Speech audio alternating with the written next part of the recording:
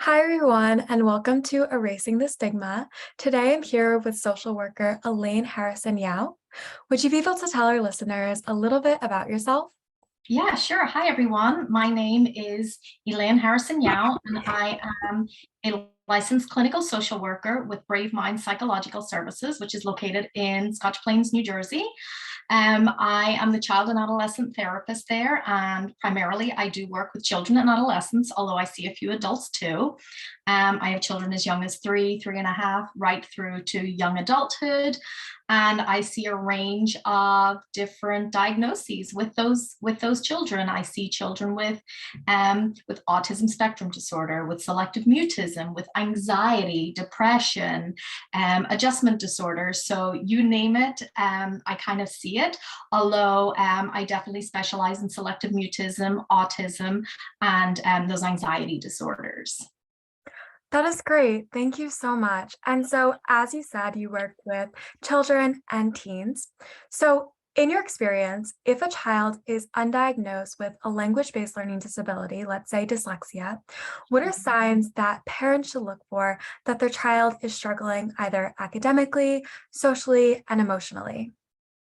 Yeah, that's a great question. I think that, sometimes we see children who all of a sudden don't want to go to school, right? There's that school refusal component. And, they've been okay, maybe in kindergarten and first grade, and then things get a little bit more challenging in school. And so it becomes harder for them to keep up if it's a language-based learning disability, or a reading disability, something like dyslexia. So I think, we have to be on the lookout for children who suddenly start acting out when they were really, well-behaved kids doing their homework. And all of a sudden they're like, no, I don't want to do my homework. They don't want to read. They don't want to write. They don't want to participate in classroom activities. Maybe they're withdrawing, becoming a little more socially isolated because there's too much pressure on them to engage in classroom activities. So I think it's up to parents and teachers, and of course, if there's a therapist involved, to really be on the lookout for those sorts of changes in behaviors. Okay, and so as you said, this withdrawal, either whether it's an academic withdrawal or a social withdrawal or a behavioral change, it can seem to parents like it's unexpected and it happened suddenly.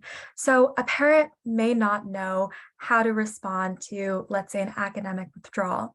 So are there any specific things that you would suggest a parent could do to collaborate with both the student and possibly a school or teachers to help their child who is going through this sudden withdrawal that may arise due to an undiagnosed language-based learning disability? Yeah, I think it's very important for teachers and parents and the people in a child's life to, those primary caregivers, to really be involved in collaborating with this, together with the school and those parents.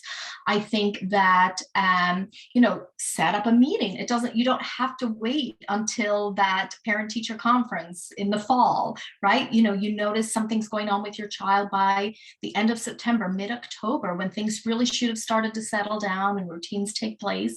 And, reach out to your child's teacher, let them know that this is what you're seeing, get the guidance counselor involved. That's what they're there for. They're there to be a part of your child's academic, social, emotional well-being. And, they can then decide what the next step is. But I think, the parent is a child's best advocate, and to reach out to the school and to be able to say, Sarah was doing great right up until last week, and now all of a sudden, the reading books are handed out, and she's refusing to read, she's refusing to write, she's refusing to do this, and so on and so forth. So I think it is very important for parents to be able to represent their child, to advocate for their child, and say, what's going on in the classroom, this is what I'm seeing at home, and let's get together, let's have a meeting, and let's see what we can do to best help the child, the student.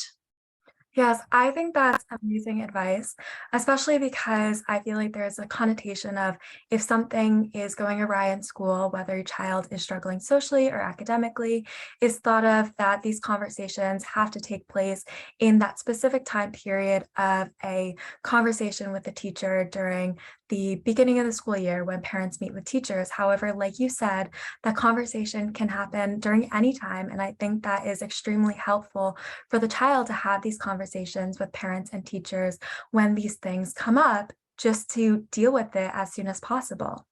So we have been talking about more towards the parent's perspective of what the parent can do.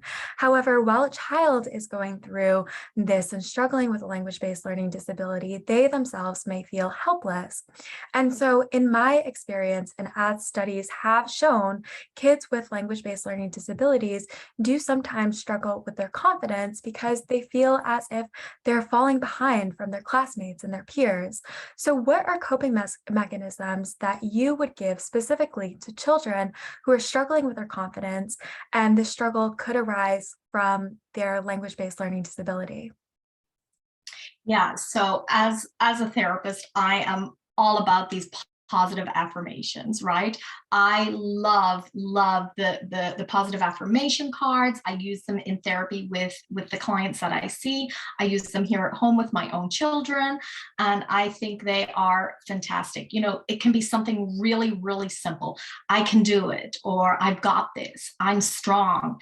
I mean, you know, you see those social media, the little TikToks or reels, right? Where the kid's sitting in front of the mirror with their parent behind them, and it's like, I am beautiful, I am strong, I can do this. You know, I think that that's such an enriching part of a child's life, to be able to be motivated, to be able to be built up at home, right, as well as in school.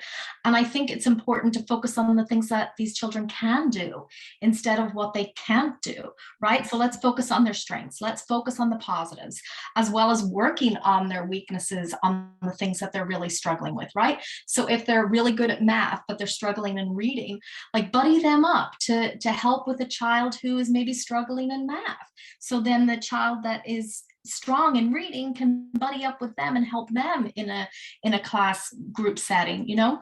So I think you know, it's really important to focus on what they can do. Their strengths are someone else's weaknesses, and vice versa, right? So positive affirmations, letting them know what they can do, not making a big deal out of what they can't do, not shaming them, right? Like, oh my gosh, you're 8 years old and you can't read this paragraph.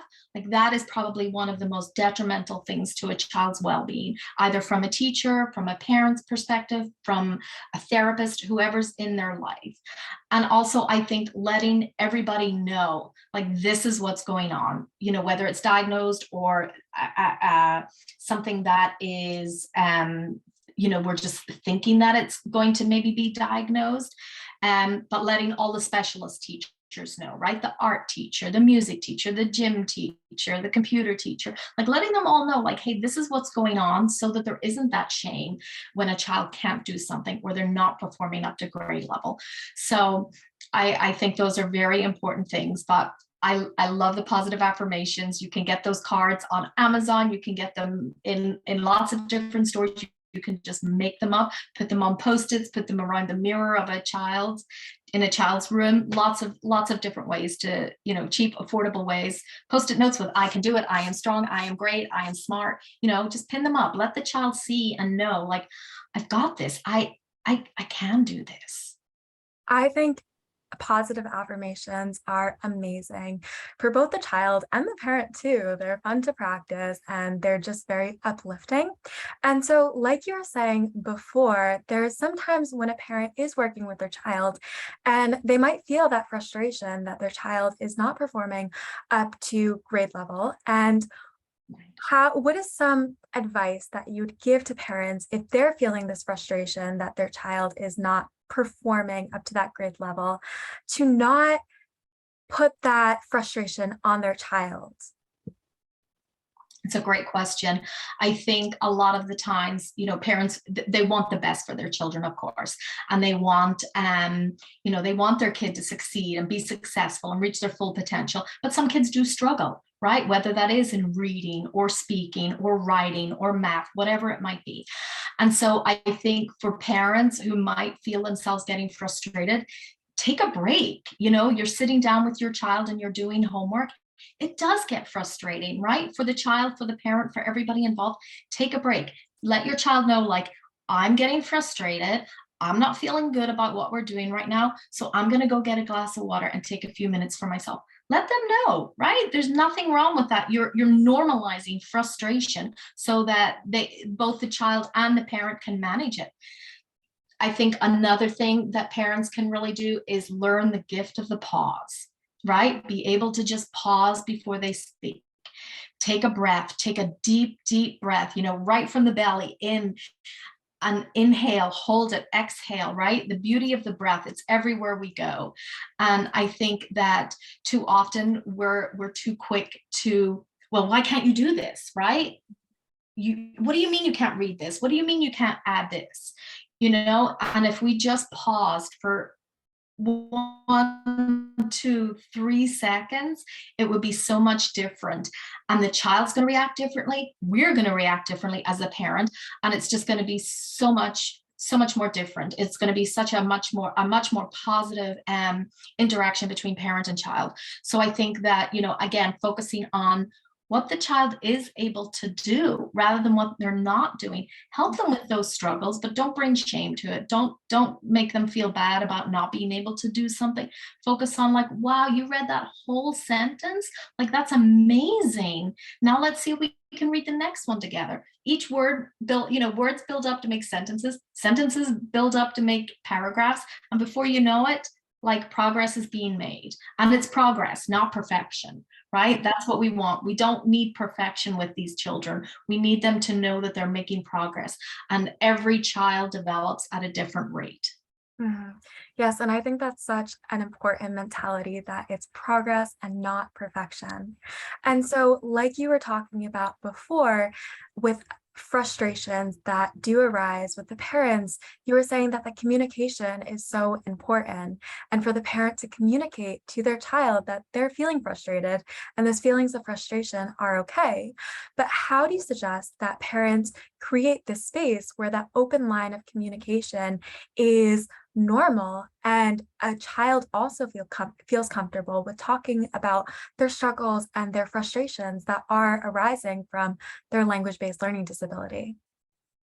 Right. I think creating space, whether it's at home, whether it's in the classroom, whether it's in the therapy room, is just so important for children to know that there is someone there for them that they can go talk to, or that they can admit, they can talk to about their struggles. They can say, like, I had a really hard day with reading today in school. And I think creating that space is just, it's invaluable, right? So letting these children know, like, as a parent, hey, I'm there for you. You can come, you can talk to me. I'm not here to judge you. I'm not here to, tell you that you need to be able to do this when it's a struggle for you. Just being there for them, because so many of these things, these struggles, right? They're invisible, right? If you see someone with a broken leg, they're on crutches, you're going to hold the door for them, right? You're going to make way for them, or you're going to have a ramp for the wheelchair, right? Those are not invisible disabilities. But something like dyslexia or selective mutism, right? Anxiety, all of those things, they're not seen with the naked eye. You can start to see the symptoms as time goes by, but you can't actually see what's going on within that child. So I think creating that space, just having a home environment where there isn't the expectation that they have to do A, B, and C by this time, by this date, that this child is going to acquire the skills, that they're going to learn the skills, that they're going to progress at their own rate. And that's okay. And sometimes, even setting up like a corner in the house, like this can be our reading corner, where it's a blanket on the floor and some of the child's favorite toys, or a bean bag, or whatever it is, and mom or dad or the caregiver, the nanny, the babysitter, whoever it is, can just sort of sit down in this relaxed way and read with the child and get some positive interactions done and get some homework done, right? Rather than you have to sit at the kitchen table and do your homework, or you have to go and sit at your desk and be alone and do your homework, because that's setting them up for failure. And we don't want that. We want to set these children up for success, and to want to love to learn to read, to want to love to learn, right? So I think it's so important to foster that and to foster their strengths. And when they really do achieve something, not go over the top, but definitely celebrate the little victories, those little winning moments. Yes, and I think that is such an amazing idea to create a space where your child can physically feel comfortable when they're reading and they can let go of all the worries that come up from their language-based learning disability and just be in the space. And that's another place where you can put up those cards of positive affirmations Yeah. in that space. So whenever your child goes there, they can feel empowered and recognize that they are amazing despite what they are struggling with. So I think that is just such amazing advice. Yeah, it's great. It's great for children who have a disability or have like behavior problems, right? We see these children who get frustrated easily. Their emotional regulation isn't always there. And that can stem from, a learning disability or something else that's going on. And so to have this little nook, whether it's a corner in their room or a corner in the living room or wherever it is, and it can be given a special name, right? By the kid, by the parent, and it can be their safe space, really, for anything. Yes. Well, thank you so much for all of this amazing advice that you have been giving to me and my listeners. And I really hope that they could use this to help their child, their families, and themselves. And my last question that I have for you is, what is one thing that you think our listeners can do to erase the stigmas behind language-based learning disabilities? Yeah, I think erasing the stigma is so important, and I love that you're bringing awareness to this, because I think this is one of the most important things, to bring awareness to different things, right? Whatever the disability is. And so to educate people, right? To let them know what it means to have a language-based learning disability. People don't know, right? So if they don't know, they really can't do better. But if we educate people, if we bring awareness, we raise awareness, we destigmatize what's going on, normalize, right? That there are struggles in the classroom, there are struggles in their home, there are struggles outside of the home, when they go to the library, when they go to the supermarket, wherever it is, right? And I think just refraining from judging, I think that's one of the biggest things. Well, why can't you read this? Why can't you speak this? Why can't you do this? Like, just don't do it, right? Just don't judge. We don't know what it's like to be in that child's shoes. We don't know what they're going through. We don't know what anxiety is building up inside of them as they try to, read or write or to learn their math. And I think being really, really patient with children is also really important. But the biggest thing is to educate yourself, to raise awareness when you are educated, and let people know that this is okay. We raise awareness for all these different things, diabetes and AIDS, and we have all different months, right? Like Black History Month and Pride Month and all of these wonderful, wonderful things that we celebrate. I don't know if there's a learning disability month. And so that would be something, like maybe there can be a learning disability awareness day in schools, something like that. I know there's Autism Awareness Month, right, which is in April, Selective Mutism Awareness Month, which is in October. Use those months, like really, really bring awareness to the different disabilities that are out there, and include language-based learning disabilities. Yes, yes. I think that is such amazing advice that our parents and listeners can use and that I can use too. And I really appreciate you coming on and helping spread awareness about what you know, connecting that to language-based learning disabilities. And I think that this is so helpful for both me and my listeners. So I really, really appreciate you coming on and speaking with you. So I hope you have an amazing day. Thank you for speaking with me. Thank you so much for having me. It's been a pleasure.